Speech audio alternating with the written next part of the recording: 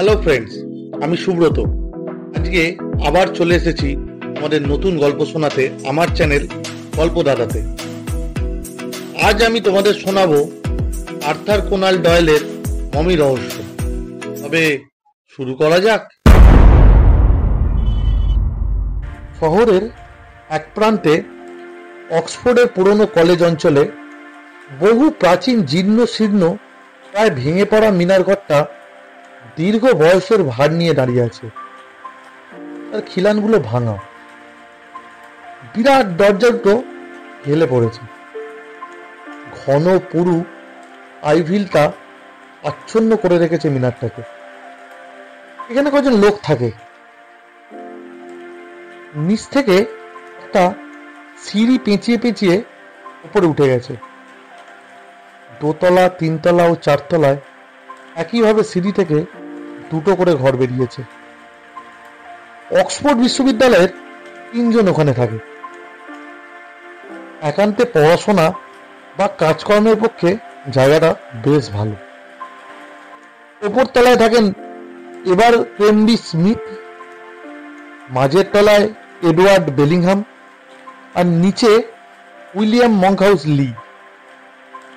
একেবারে নিচে থাকে চাকর টমাস স্টাইলস। বুড়ো লোকটা ঘরদোর দেখে আর ওপর তলায় লোকেদের রান্না বান্না কাজকর্ম করে। প্রায় রাত 10টা।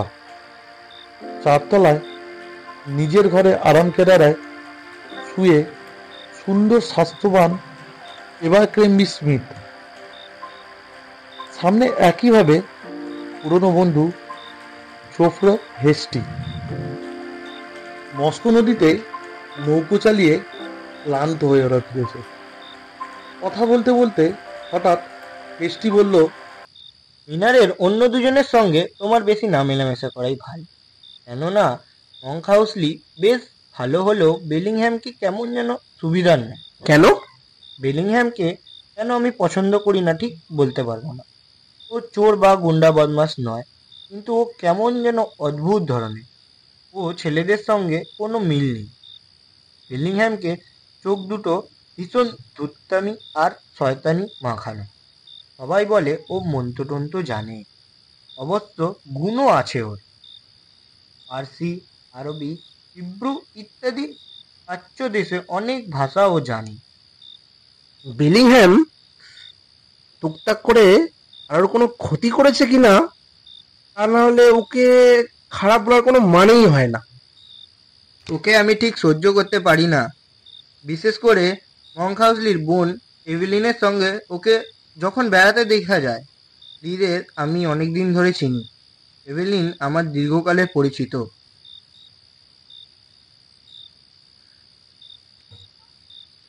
এভেলিন সহজ সরল রূপসী মেয়ে। ওর পাশে বেলিংহ্যামকে দেখলে মনে হয় যেন ছোট্ট সুন্দর একটা পাখির পাশে একটা অদারা জঘন্য কোলা ব্যাঙ লাফাতে লাফাতে চলেছে। বেলিংহ্যাম সকলের সঙ্গে ঝগড়া করে, সকলের ওপর জোর ফলায়, আবার শাসন হুমকিও দেয়। সেদিন নিজেই ঝগড়া করে বন্ধু নটকে শাসিয়েছে। ও সত্যিই কেমন যেন অদ্ভুত, ভয়ঙ্কর। রাত বাড়তে থাকে। স্মিথকে সাবধান করে দিয়ে হেস্টি চলে যায়। স্মিথ ডাক্তারির ছাত্র।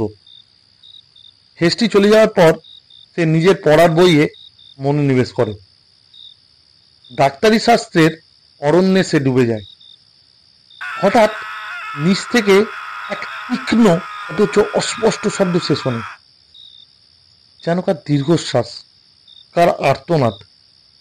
মনে হয় বেলিংহামের ঘর থেকে আসছে শব্দটা। স্মিথের হঠাৎ মনে পড়ল বেলিংহ্যাম সম্বন্ধে তার বন্ধু হেস্টির মতামত। হেস্টি এত বিরূপ কেন? বেলিংহ্যাম তো প্রতিবেশী বন্ধু হিসেবে খারাপ নয়। ওর ঘরে অনেক রাত অবধি আলো জ্বলে। মনে হয় বেশি রাত পর্যন্ত পড়াশোনা করে। তবে হেস্টিও কারুর নামে নিন্দামন্দ করে না, যদিও সে বেশ স্পষ্টভাষী। আবার পড়ায় মন দিল স্মিথ। হঠাৎ অন্ধকার রাত্রির বুক ভেদ করে একটা তীব্র আর্তনাদ শোনা গেল। রক্ত যেন জমাট বেঁধে যায়। আতঙ্কিত স্মিথ শিউরে উঠল। সে স্তব্ধ, বিমূঢ়, বুঝতে পারছে না কি করবে। হঠাৎ সবেগে তার ঘরে ঢুকলো মঙ্ক হাউস। হাঁপাতে হাঁপাতে বলল, এক্ষুনি চলো, বেলিংহ্যাম অত্যন্ত অসুস্থ হয়ে পড়েছে। অতি দ্রুত সিঁড়ি দিয়ে নেমে এলো তারা। বেলিংহ্যামের ঘরে ঢুকেই স্মিথ দারুণ চমকে উঠল। বেলিংহ্যামের ঘরটা প্রায় একটা মিউজিয়াম। ঘরের চারিদিকে দেওয়ালে প্রাচ্য ও মিশর দেশের প্রাচীন অদ্ভুত বিচিত্র সব নিদর্শন। বিভিন্ন ভাঙাচোরা মূর্তি, রাজাদের কারুকার্য করা প্রচ্ছন্ন পোশাক, অস্ত্রশস্ত্র, বিভিন্ন জন্তু জানোয়ারের মাথা, হোরাম, আইসিস, ওজিরিস প্রভৃতি দেবতার অদ্ভুত মূর্তি। ছাদ থেকে ঝুলছে হাঁ করা মুখ একটা বিশাল কুমির। ঘরের মাঝখানে টেবিলে ছড়ানো টুকরো কাগজ। অদ্ভুত দর্শন গাছের ছালের মতো শুকনো পাতা, আর প্যাপিরাস গাছের পাতার একটা পুঁথি। সামনের দেয়ালের দিকে তাকিয়ে ভয়ে চমকে উঠল স্মিথ। বাক্সে একটা মমি রাখা হয়েছে। পোড়া কাঠের মতো কুচকুচে কালো কোগড়ানো, বিরাট ঈগল নখের মতো অস্থি সর্বস্ব বড় বড় আঙুলগুলো। কি বিভৎস দেখতে। মমির ঠিক মুখোমুখি চেয়ারে বেলিংহ্যাম শুয়ে। ভয়ে তার চোখ ঠেলে বেরিয়ে আসছে। স্মিথ পরীক্ষা করে দেখলো বেলিংহ্যামকে। তারপর দুজনকে ধরাধরি করে সোফায় শুয়ে দিল। স্মিথ বলল, ওর কি হয়েছে জানো? না, আমি ঠিক জানি না। ওর চিৎকার শুনেই ওর ঘর থেকে বেরিয়ে এসে দেখি ওই অবস্থা। সঙ্গে সঙ্গে আমি ওপরে গিয়ে তোমাকে ডেকে আনি। বেলিংহ্যাম ভীষণ ভয় পেয়েছে। তার মুখ রক্তশূন্য, বিবর্ণ, চোখের মনি দুটো টেনে বেরিয়ে আসছে। তার মুখের গঠনটাই যেন কেমন পাল্টে গেছে। কোন এক ভয়ঙ্কর অলৌকিক আতঙ্কে মুখের এই অভিব্যক্তি। মঙ্ক হাউস বলল, মনে হচ্ছে মমিটা দেখেই এরকম ভয় পেয়ে গেছে। আর একবার এরকম ভয় পেয়েছিল, আর সেবার মমিটাও ছিল ঠিক এই রকম সামনে। আসলে বেলিংহ্যাম একটু অদ্ভুত ধরনের ছেলে। প্রাচীন জিনিসপত্র খুব বেশি, প্রাচীন পুঁথিপত্র ভাষা ওর জানা, এই বিষয়ে খুব অভিজ্ঞ। আস্তে আস্তে ফিরে আসছে বেলিংহ্যামের জ্ঞান। ক্রমে ও চোখ চাইল। হঠাৎ মমিটা দেখেই ও চমকে উঠল। তাড়াতাড়ি প্যাপিরাস পাতার পুঁথিটা নিয়ে ড্রয়ারের চাবি দিয়ে দিল।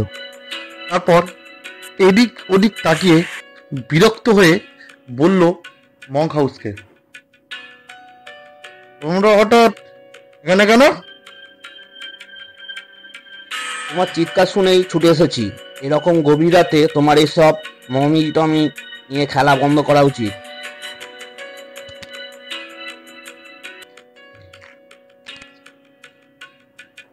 না না, কিছু হয়নি।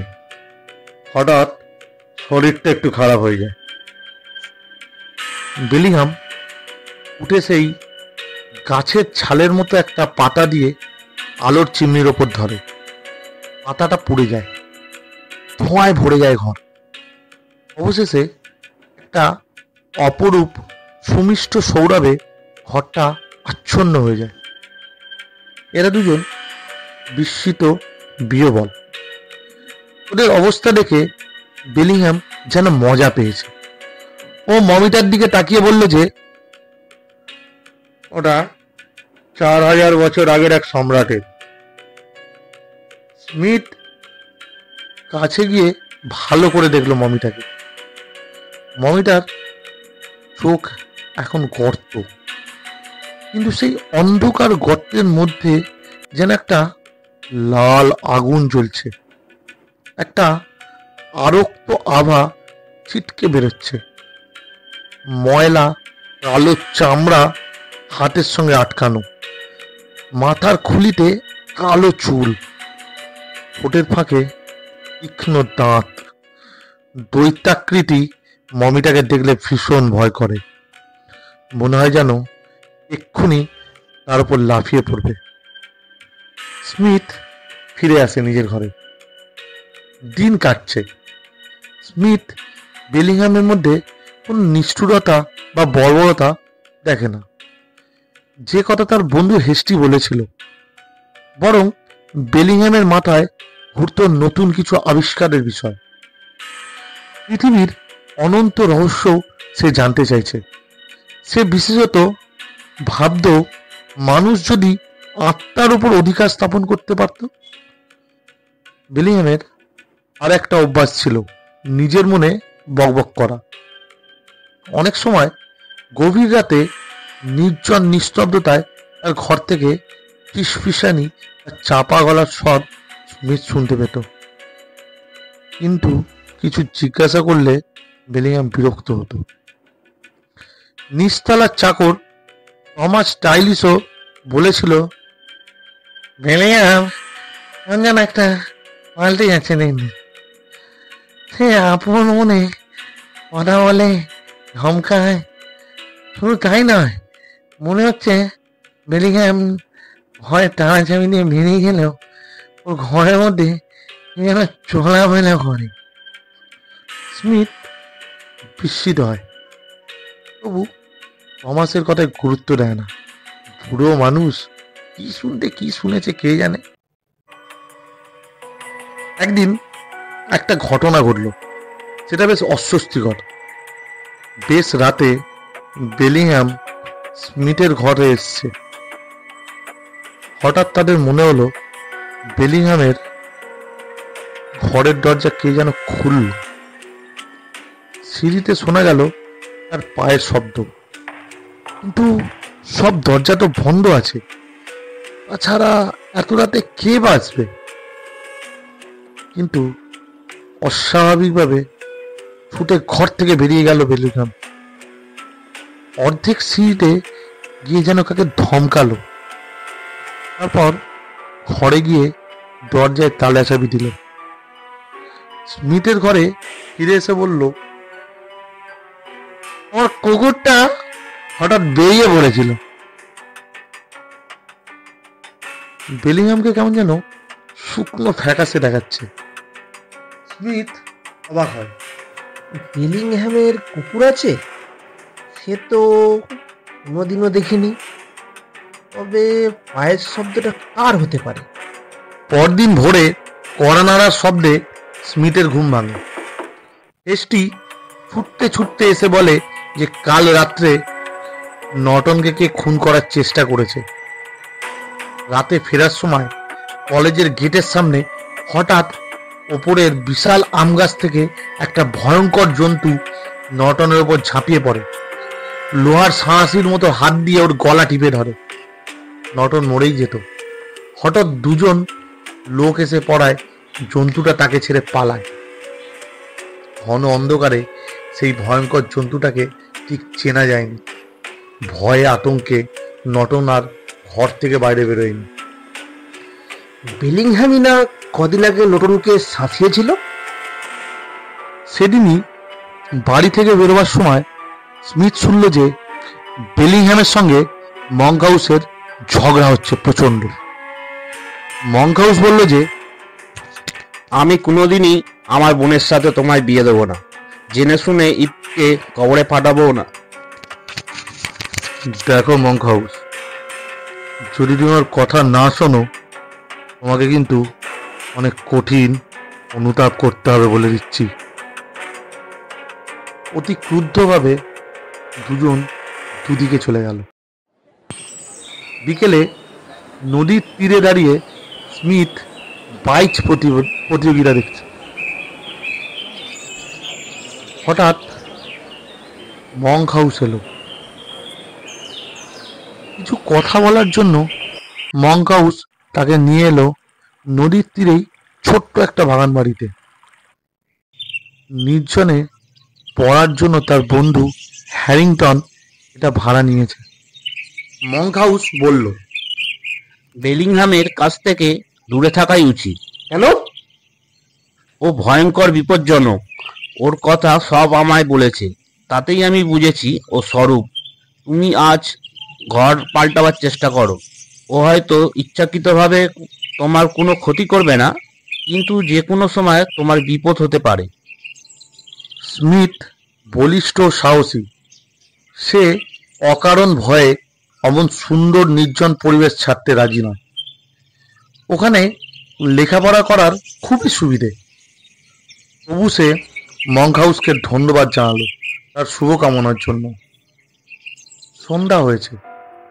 অন্ধকার সিঁড়ি দিয়ে স্মিথ উঠছে।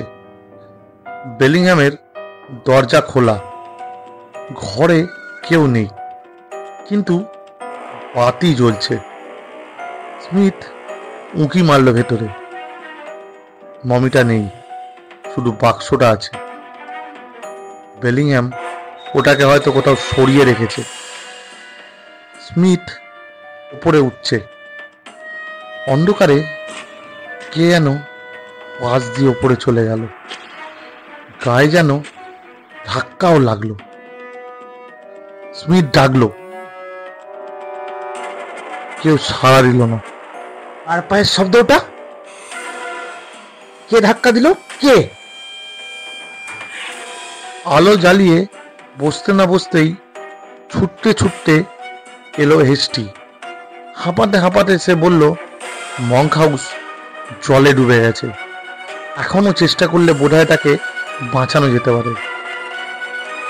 মঙ্ক হাউস আছে হ্যারিংটনের বাড়িতে। সিঁড়ি দিয়ে দ্রুত নামবার সময় স্পিড দেখল বেলিংহামের দরজা তখনও খোলা। স্মিথ ঘরের ভেতর নজর করল। তার রক্ত যেন গর্জন করে লাফিয়ে পড়ল। সেই মমিটা রয়েছে বাক্সে, আর তার চোখের কোটরের জমাট অন্ধকার থেকে আরক্ত আভা ছিটকে বেরোচ্ছে। বিমূঢ় বিহবল স্মিথের হুঁশ ফিরল হেস্টির ডাকে। দুজনেই ছুটল। স্মিথ মঙ্ক হাউসের জ্ঞান ফিরিয়ে আনার চেষ্টা করছে। অনেক প্রয়াসের পর তার চেতনা ফিরল। ভয়ালো আতঙ্কে বিস্ফোরিত চোখে মঙ্ক হাউস বলল, আমাকে কেউ ফেলে জলে ফেলে দিয়েছে। নদীর দিকে সামনে করে দাঁড়িয়েছিলাম, কে যেন পালকের মতো তুলে আমাকে জলে ছুঁড়ে ফেলে দিল। লি, আমি একথা বিশ্বাস করি। মঙ্ক হাউসের কানের কাছে মুখ এনে আস্তে আস্তে বলল স্মিথ। জমাট বাঁধা বিস্ময় নিয়ে লি মঙ্ক হাউস মুখ তুলল। মৃদুস্বরে বলল, তুমি বিশ্বাস করেছো স্মিথ? হ্যাঁ। ফেরার সময় স্মিথ চুপচাপ ভাবছে অনেক কথা। বেলিংহামের ঘর থেকে মমিটা চলে গেল। সিঁড়িতে কার পায়ের শব্দ? আবার অবিশ্বাস্যভাবে মমিটার ফিরে আসা। লংনটন আক্রান্ত হয়েছিল কদিন আগে। তাকে বেলিংহাম শাসিয়েছিল। আজকে লি মঙ্ক হাউস আক্রান্ত। তাকেও বেলিংহাম শাসানি দিয়েছিল। সমস্ত ব্যাপারগুলো আসছে একই উৎস থেকে, এবং এমন এক ভয়াবহ অলৌকিক ঐশাচিক ব্যাপার এর মধ্যে লুকিয়ে আছে যা মানুষ কল্পনাও করতে পারে না। বেলিংহাম নিশ্চয়ই অপরাধী, কিন্তু যে ভয়ঙ্কর উপায়ে সে তার কাজ সম্পন্ন করে চলেছে তা ভাবলেই শিউরে উঠতে হয়। বাড়িতে ঢোকার সময় তাকে বেলিংহাম ডাকলো। শয়তানিতে তার চোখ দুটো জ্বলছে। স্মিথের মন রাগে পুড়ে যাচ্ছে। হঠাৎ বিদ্রুপের ভঙ্গিতে বেলিংহাম তাকে জিজ্ঞেস করলো লির কথা। রাগে ফেটে পড়ল স্মিথ। জ্বালা ভরা কণ্ঠে সে বলল, তুমি শুনলে খুশি হবে না যে লি বেশ ভালোই আছে। বিপদের কোনো সম্ভাবনাই নেই। তোমার শয়তানি এবারে বিশেষ সুবিধে করতে পারেনি। অবাক হওয়ার ভান করলো বেলিংহাম। আমি কিছুই বুঝতে পারছি না স্মিথ। তুমি ভাবছো আমি লির দুর্ঘটনার জন্য দায়ী?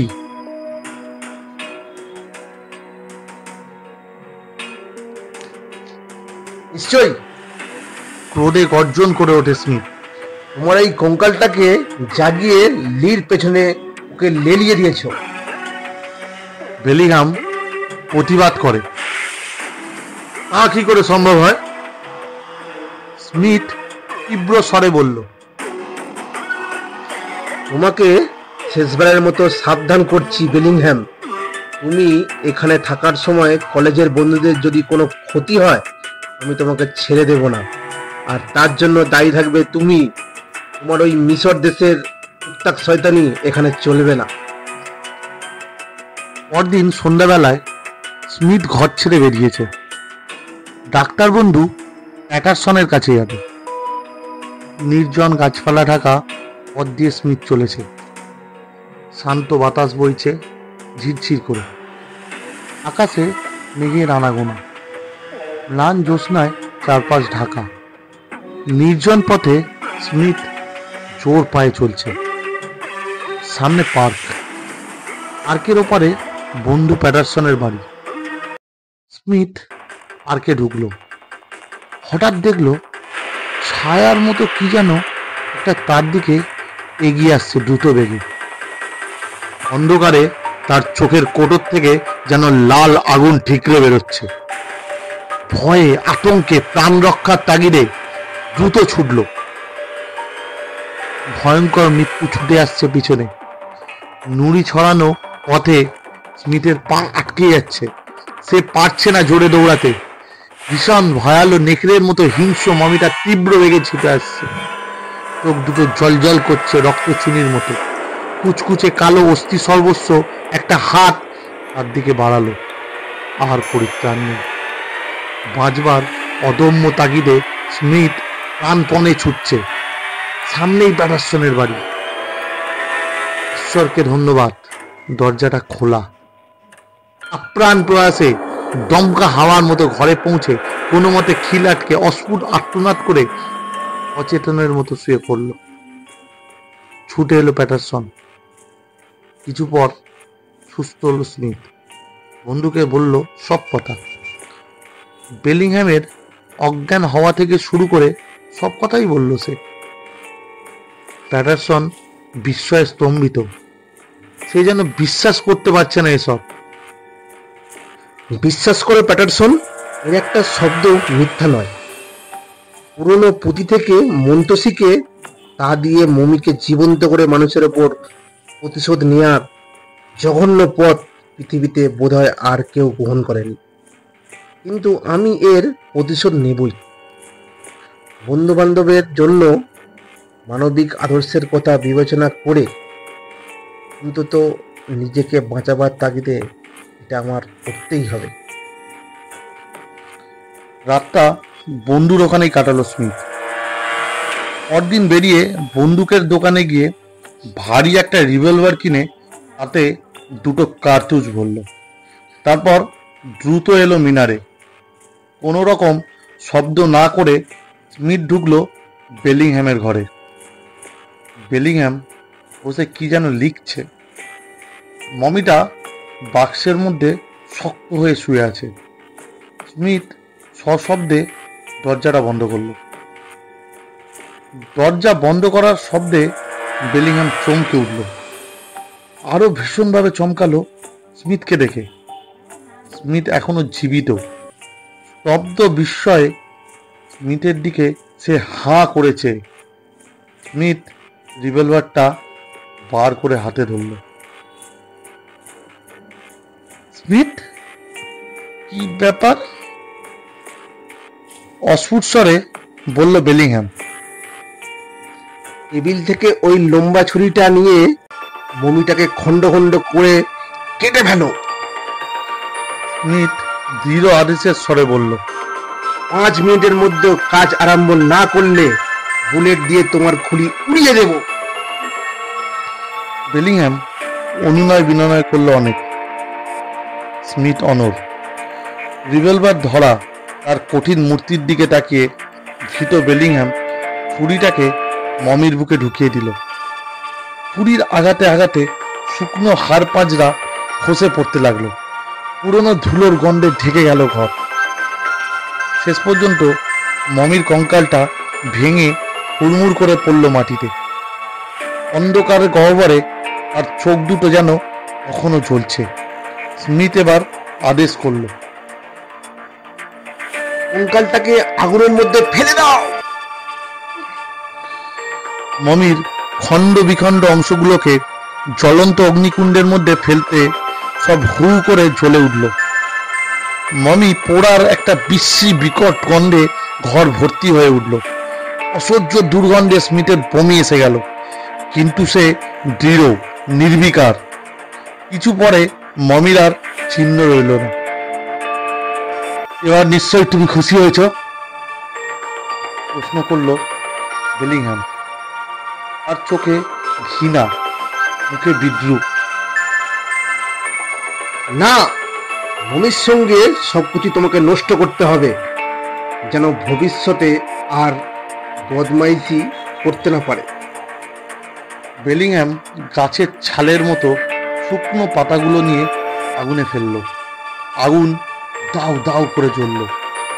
ধোঁয়ায় আচ্ছন্ন হয়ে গেল ঘর। পরে একটা অপরূপ সুমিষ্ট সৌরভে ঘরটা আচ্ছন্ন হয়ে গেল। পুঁথিটা এবার বার করো।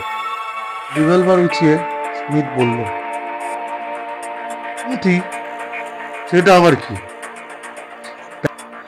প্যাপিরাস পাতার হলদে রঙের পুঁথি, যেটা তুমি ডোয়ারের মধ্যে চাবি দিয়ে রেখেছো। বেলিংহ্যাম যেন আতকে শিউরে উঠল। ওই মূল্যবান পুঁথি সে প্রাণ গেলেও নষ্ট করতে পারবে না। তাছাড়া ওর মধ্যে অলৌকিক শক্তির চাবিকাঠি আছে। সে স্মিথকে শিখিয়ে দেবে কেমন করে মৃত আত্মাদের রাত্রিবেলায় জাগ্রত করতে হয়, তাদের রক্ষা করতে হয়। দৃঢ় প্রতিজ্ঞা, কঠিন হৃদয় স্মিথ ড্রয়ারের চাবি খুলে পুঁথিটা টেনে বার করল। বেলিংহ্যাম বাধা দিতে এলো। স্মিথ তাকে সজোরে ধাক্কা দিয়ে ফেলে দিল ঘরের কোণে। পুঁথিটাকে টুকরো টুকরো করে ছিঁড়ে নিক্ষেপ করলো অগ্নিকুণ্ডে। সব ছাই হয়ে গেল। তারপর আর বিশেষ কিছু হয়নি। অক্সফোর্ডের পুরনো এলাকায় সেরকম ঘটনা আর ঘটেনি। বেলিংহ্যাম অক্সফোর্ড ছেড়ে চলে গেছে সুদানের দিকে। সে জানে প্রকৃতির রহস্য অসীম। সেই অনন্ত রহস্যের মধ্যে সে যেতে চায়, জানতে চায় তার স্বরূপ। হয়তো সেই পথের সন্ধান এখনো সে করে চলেছে। কেমন লাগলো আজকের গল্প বন্ধুরা? ভালো লাগলে লাইক করো, শেয়ার করো, শোনাও তোমাদের প্রিয়জনদের, আর সাবস্ক্রাইব করো আমার চ্যানেল। সবাই খুব ভালো থেকো, সুস্থ থেকো।